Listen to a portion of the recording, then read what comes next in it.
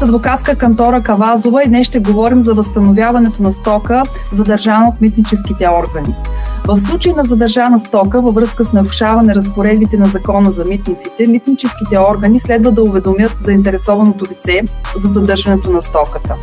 Това става с издаването на заповед. Причината за задържането може да е липсващи или непълни документи или съмнение за контрабандна стока или други причини. Заповедта, която е връчена на заинтересованото лице, следва да се обжалва в 14-дневен срок от получаването и пред съответният административен съд. Съдът разглежда заседанието в открито заседание. В случай, че липсват каквито и да било основания стоката да бъде задържана, същата се освобождава въз основа решението на съда. Вие бяхте с адвокатска кантора Кавазова.